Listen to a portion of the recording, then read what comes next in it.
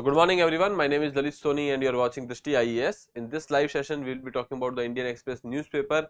We will be seeing the important articles of the day which can be, you can say, relevant for our UPSC syllabus. So let's start our discussion. Otherwise also those who are kind of keen about the general awareness or general knowledge, they can watch this particular session. So let's see. We will be starting with the PYQ of the day, and after that we will be moving to the geography through maps. Over here we will be discussing the areas around Israel. Okay, Israel has been in news for a while, and that is why it is important that we should know about the areas which are in the vicinity of Israel. So we will be talking about that, and further then we will be starting with the important articles over here. So we will be starting with the national education policy.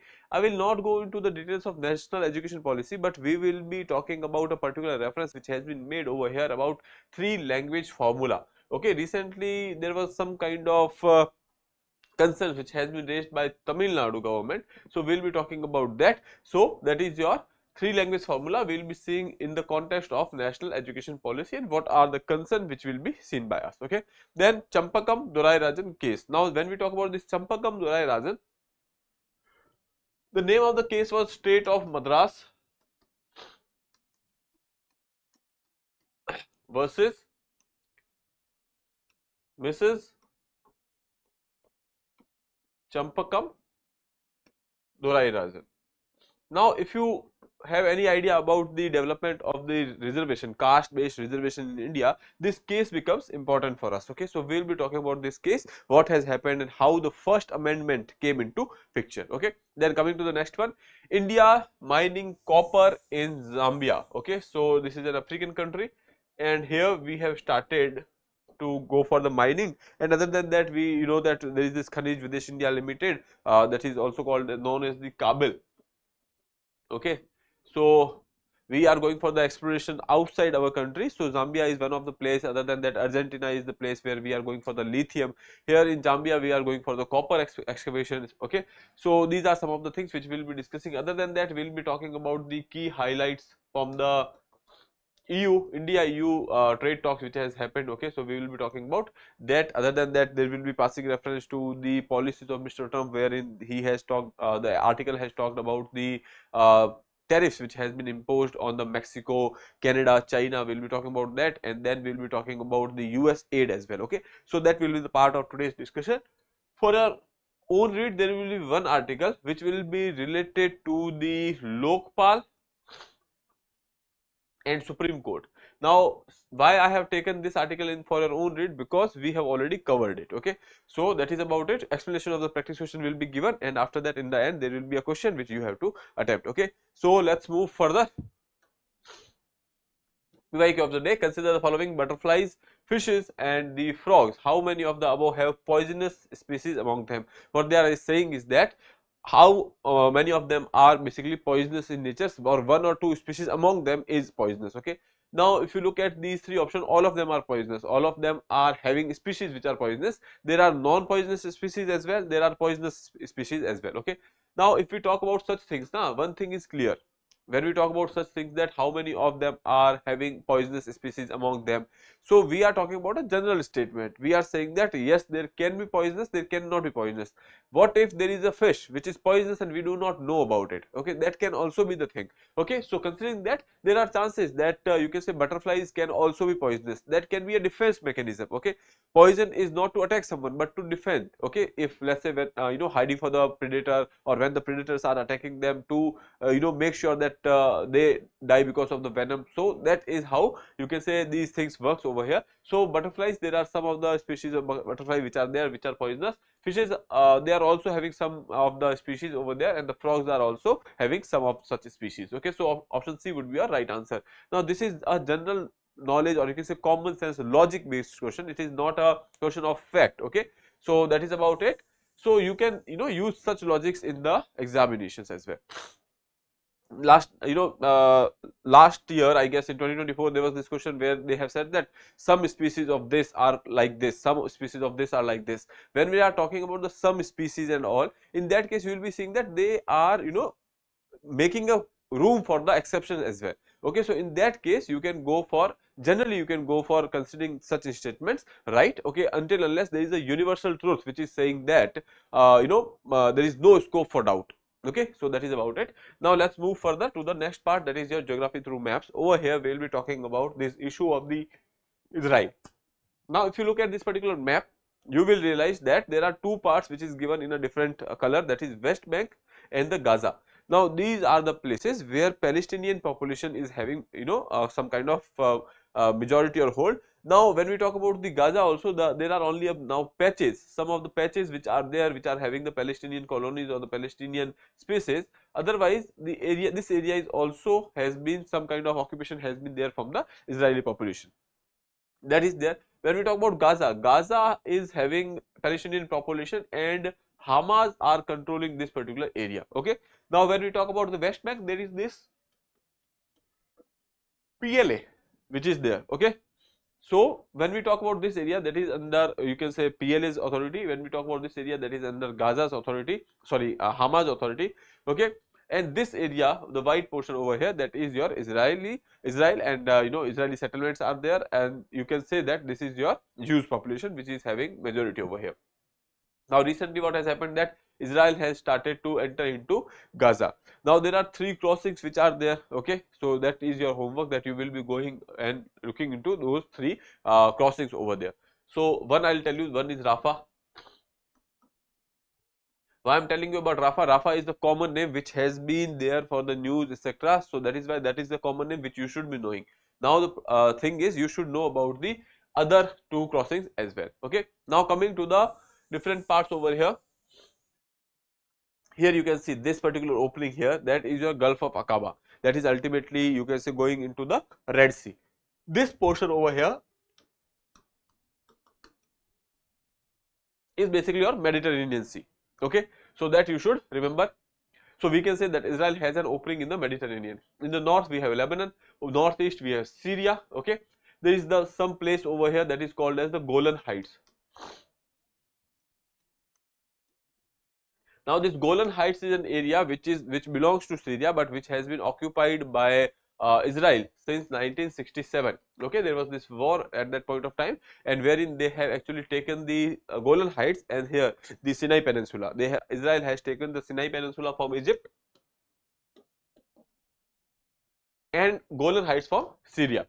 After that, in 1973 or somewhere in 70s, they have given back the Sinai Peninsula to Egypt, but still they are controlling the Golan Heights over here. Okay, so this is about it. Other than that, here you will be seeing that we have Lebanon, then we have Syria, we have Jordan over here, we have Egypt over here. So these are the countries which is having border with Israel. Okay, so I hope that is clear. Now let's move further and start with the discussion. Before that, I would like to tell you that Drishti IAS is offering you ISGS Foundation course at our new center, that is Noida Sector 15. Batches will be available in English medium as well as Hindi medium in the offline mode. For more details, you can call us on 87501 87501, or you can directly visit the center and get yourself enrolled. Okay, so this is about the new course, ISGS Foundation course, which is available at Noida Sector 15. First article, why Tamil Nadu center are clashing over the NEP's three language formula. Now what is three language formula? That is important for us. When we talk about the NLP, NEP, that is your National Education Policy. National Education Policy came recently in 2019, and after that we are going for the implementation of this particular policy, and some of the conditional grants are also there. Okay. Now the thing is that when we talk about these conditional grants, so there is this condition that the three language formula should be used, and on the basis of that there will be some kind of grants when we talk about the Sarva Shiksha Abhiyan, etc. So that is also there. Now we will not go into the political part of it, like what state government and central government are crashing around. That is not our concern. What is our concern is that what is three language formula, what is how it is relevant with the national education policy. Okay, so background of the national education policy and the language policies. Okay, now in 2019 there was this draft which came, and ultimately we have started it from 2020, that is National Education Policy 2020. Okay, includes a three language formula for the school education. The policy aims to promote the multilingualism and the better employment opportunity. How it will help you in the better employment opportunity, because what they are saying is that when we talk about the two languages, Tamil Nadu, if we take the case, so Tamil Nadu is having two language formula. Okay, in the two languages, one is English, second is Tamil. Now center is here in the national education policy, they are saying that there should be a third language as well. Now if they are having knowledge of three languages, that will be easy for them to get a job across India. Okay, so that is there. So that is the policy's aim, to promote the multilingualism and better employment opportunities. Now Tamil Nadu's language policy, if you talk about what is the concern over here, Tamil Nadu follows two language system, that is Tamil and English, and has historically opposed the Hindi imposition because of the various regional, cultural, language you can say reasons. Other than that, also some political reasons are also there. Now other states like Kerala, Karnataka have different approaches, but generally include three languages. In the Karnataka and Kerala, they are generally including the three languages. Tamil Nadu, they are using only two languages. If we talk about the historical context over here, across time, if we see, so language debate in education has existed since independence, even before that. Okay, when we talk about the British era, that there is this Anglo-Orientalism was there, so there was this debate which was earlier also there. The Radhakrishnan Committee 1948-49 highlighted the importance of the bilingualism and suggested a federal language for the administrative purpose. Okay, so that is what they have suggested in 1948-49. After that, this Kothari Commission was there in 1964-66. Later introduced the three language formula, which was incorporated in the National Education Policy 1968. And when we talk about the National Education Policy, one was there in 1968 as well. So this formula, when we talk about that, has included the three languages system. Current issue, if we talk about, so that is the Ministry of Education has linked the funding for the Samagra Shiksha scheme to NEP implementation. As I told you that there are some kind of conditional grants are there when we talk about this Samagra Shiksha Abhiyan or Samagra Shiksha scheme. So what central government has done is that they have attached it with the National Education Policy. Okay, so they have attached it with the National Education Policy. Now considering that if a particular state is having two language system, or they are not having the three language system, so in such cases they might not be getting this particular funding. Now that is the concern for Tamil Nadu right now. This raises the concern for the states which follow a different language policy, such as the Tamil Nadu. Okay, now let's see what is the, hold on. Okay, what is the three language formula over here? It suggests that students learn a modern Indian language, preferably a South Indian language in Hindi speaking states. Okay, so that is one thing. Coming to the next one, Hindi in non-Hindi speaking states, and the English and the regional language. So basically what they are saying is that if a person is there in North India, so that particular person should be speaking or learning the South Indian language as well. Okay, so modern Indian language, preferably a South Indian language in Hindi speaking states. One. Second is Hindi in non-Hindi speaking states. Okay, if there is a state like, let's say when we are coming to the southern India, where are various states which are having different languages, so here Hindi instruction can be given. And coming to the next one, that is English and the regional language, that should be there. Okay, coming to the next one, the 1986 policy and the NEP 2020 emphasized the flexibility, allowing students to choose two native languages. Okay, so that is about your three language policy and the national education policy. Okay, so let's move further to the next article, that is related with the Champakam Dorairajan case. Hold on a second.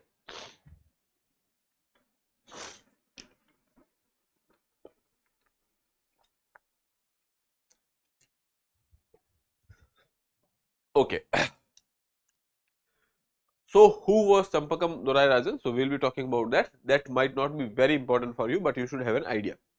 So here Champakam Dorairajan, born in 1915, was a Tamil Brahmin woman who aspired to be a doctor but became a teacher instead. Okay, so that is one thing. In 1948, Madras government introduced a caste-based reservation policy in the education institutions. So here in 1948, Madras government has introduced a reservation policy based on the caste in the school education, and that particular policy was challenged by this woman in the court. Okay, why? Because it is against the fundamental rights. So here you can say Dorairajan challenged this order in the court, arguing that it is violating the right to equality, that is Article 14. Okay, now landmark case, if we talk about, so this case was State of Madras versus Srimati Champakam Dorairajan 1951, which has led to the first major test of the caste based reservation under the constitution, okay, because obviously that has been challenged over here. Now here you can say in 1950 the Madras High Court struck down the government order. Now when it was, you can say, contested, or you can say challenged, it was challenged in the High Court. So Madras High Court here, they have struck down the government's order, okay. So because it was against the, you can say, fundamental right at that point of time, we will be seeing that what is the catch over here. So at way back when we are talking about this particular incident, Article 15 clause 4 was not there. So considering that, we can say that the, the logic behind the affirmative action was not there. So considering that, the High Court has struck down the order that there should not be a caste based reservation because it is against the Article 14. On April 1951, the Supreme Court upheld this ruling. When matter goes to the Supreme Court has upheld the ruling of the Madras High Court. They have said that there is no such, you cannot do such thing because it is against Article 40. So here that the caste reservation in the education institution, that is violating Article 29 clause 2 of the Constitution, okay.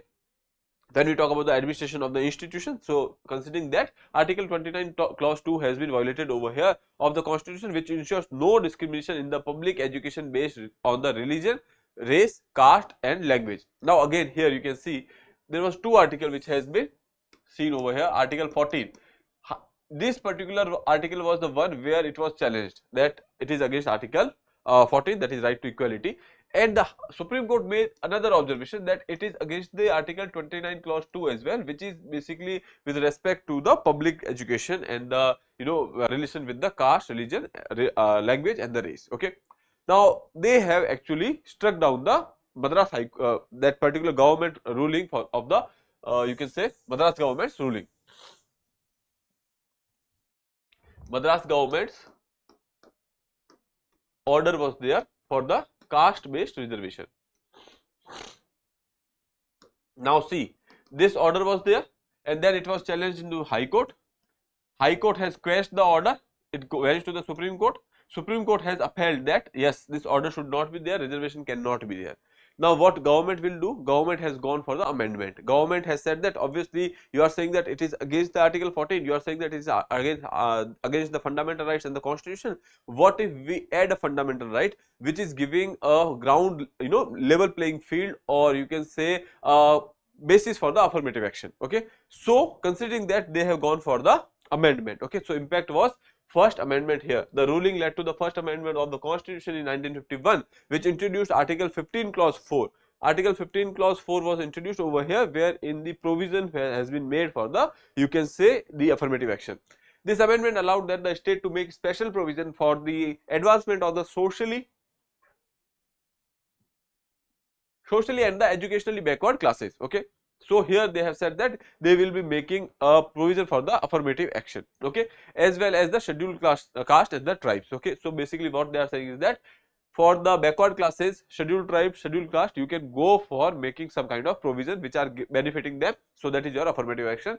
It legally enabled the caste based reservation as the means to promoting the social justice. Now that there is a provision which is saying that you can make such provision, you can make provisions for the reservation. So after that, even if it is challenged, that cannot be struck down because it is under the Constitution, it has been given, okay. So that is about the impact of the first this particular case and the First Amendment.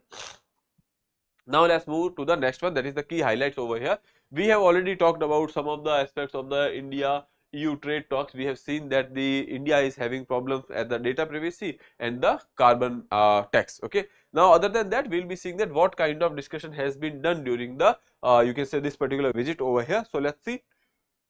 This is the first ever visit by the entire College of Commissioners to India. High level delegation of 27 commissioners from the EU has come to India along with their president, okay. Marks a new phase in the India-EU bilateral relations in their third decade of the strategic partnership. So we are saying that our relations with the EU are good over here, okay. Now area of cooperation, if we talk about, so trade and investment, that is something which should be there because it is basically a trade talk. So here trade and investment, negotiation for the free trade agreements, ongoing bilateral trades reaching 130 billion in the 2023-2024, 130 billion US dollar, okay. Coming to the next one, technology and AI collaboration in the digital transformation, AI, semiconductors, cyber security and the green energy. Coming to the green energy partnership in the hydrogen energy, sustainable urbanization and the clean tech investments. People to people connect, if we talk about, so here strengthening the education and the skilled migration exchange, 200 plus Indian researchers funded by EU. Then defense and security, focus on the maritime security, counter terrorism and the space cooperation, that is ISRO ESA collaborations. Okay, so that is about the area of cooperation which has been discussed over here. Other than that, here key initiative if we talk about, so there was this connectivity partnership launched in 2020 for the infrastructure and the digital cooperation. Then technology council, a strategic platform for the digital and the technical collaboration similar to India US partnerships initiatives which are there. And then FDI and the economic growth, India, EU's FDI inflow to India amounts to 140 billion US dollars in the April 2022 March 2024. Okay, so these are the level of India and EU's you can say the relationships or the trade targets over here. So these are the area where they are basically having a you can say collaborations. Okay, so that is about the key highlights of this particular visit. Yet we cannot say that something concrete over here, because obviously we are still having this issue with the free trade agreement, wherein we are having issues with the carbon tax. Okay, in the future there can be some arrangement which can be made in the India EU partnership. Okay, now let's move further to the next one, that is Trump says tariff on Mexico, Canada from Tuesday slaps additional 10% on the China. Now here, and the 90% foreign aid contracts under US aid to be cut. Now what they are saying is that the two things which has happened here, that one, they have gone for the tariff. This tariff is not new, that you know Mexico, Canada, China, they have actually on which they have actually put a tariff on a particular chemical that is there. Name has been given over here, fentanyl. Yes, fentanyl. Now what is the issue is that fentanyl is basically a kind of drug, okay, and then it is being coming from the China to you can say Mexico, and from Mexico it has been actually smuggled in you can say USA. Now that is the problem, and because of which they have gone for the tariffs over here. So what is the issue over here? Justification for the tariff, they are saying that the rising fentanyl smuggling into USA, tariffs to increase the stricter counter trafficking measures. That is one thing. Coming to the second one, the Trump administration cut 90% of the foreign aid contracts under the US aid. We will be talking about what is US aid today. Okay, 60 billion US dollars in the US assistance to be reduced. Justification is eliminating the wasteful spending and the focusing on the US interest. Here you can see the focus is basically America first policy. Okay, so that was expected, protectionism was expected with Mr. Trump's second term. So that is about it. Here you can say what is US aid. So you can see United States Agency for Implementing Development is the primary US government agency responsible for administrating the foreign aid and the development assistance. So basically for the foreign aid or for the development assistance, they are having this body, that is US aid. Okay, now what are the key functions of the US aid? Here you can say humanitarian aids, provides emergency relief during the natural disasters, conflicts and the health related crisis. Then second is economic development, supports the infrastructure, trade and the entrepreneurship in the developing countries. Then we have global health programs, fund healthcare initiatives including disease prevention and the maternal benefits etc., maternal health etc. Then democracy and the governance, promotes human rights, governance reforms and the election assistance. And climate and the environment programs, assist in the climate adaptation, sustainability and the clean energy projects. Now these are the areas where we talk about the climate change. You know that what kind of views Mr. Trump has about the climate change. Coming to the next one, global health program, you know that what kind of views he has, because we have seen that he has you know opt out of the WHO as well. He has opted out of the Paris Agreement earlier. Okay, so that was also one of the thing. Then here you can say when we talk about the economic development etc., so obviously he is having these protectionist policies. So considering that, the US aid is reducing. Okay, so that is about it. Okay, now let's move further. There is this another article which is talking about the copper exploration over here. So government eyes resources in Zambia, other African countries as well. Here you can see these are the areas where you can see there are various minerals which are presented. Okay, so when we talk about Africa here, this is the Congo basin. You know that when we talk about the Congo basin, they are having copper, they are having cobalt, they are having lithium. Okay, so that is important for us. Okay, after that you will be seeing that this area of Zambia. Zambia is having copper, Zambia is having cobalt, Zambia is having nickel. After that, here if you talk about the Namibia, Namibia is also a country which is having you can say graphite, then lithium, then copper. Then South Africa, if you talk about, it is having copper and nickel. Here you can say Zimbabwe, Zimbabwe is having lithium and the nickel. Madagascar is having cobalt, graphite and the nickel. So that is how the African countries are rich in resources. Okay, here you can see when we talk about this this particular area, that is called as the Ivory Coast, and this is Ghana, and in Ghana there is this reserve for the lithium which is there. For the Mali, lithium reserves are there. For Morocco, cobalt reserves are there. So that is why these areas are quite important. Now if we talk about India right now, India is going for the exploration of copper in the Zambia region. Now India is not only the only one country over here. So here there are other countries like Canada is there, China is going for the explorations over there. Other than that, when we talk about India, India is having collaboration with Argentina as well. With Argentina as well, we have a you can say agency that is called as Khanij Videsh. It is not Videsh, it is Videsh. Khanij Videsh India Limited. It is also known as the Kabil. Okay. Now this is an agency which is basically going for the exploration or the contracts with the other countries. Okay. When we talk about Argentina, India is going for the lithium exploration over there.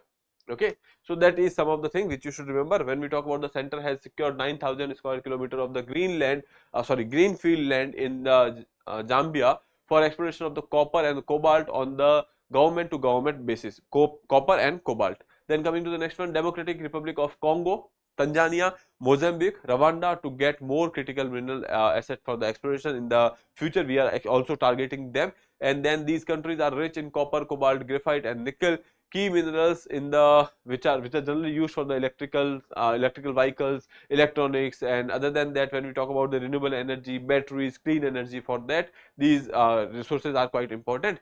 Other than that, we have already seen that the Canada and China are also going for such exploration projects in Zambia, and we have already seen the lithium explorations in the Argentina. Okay, so that is about it.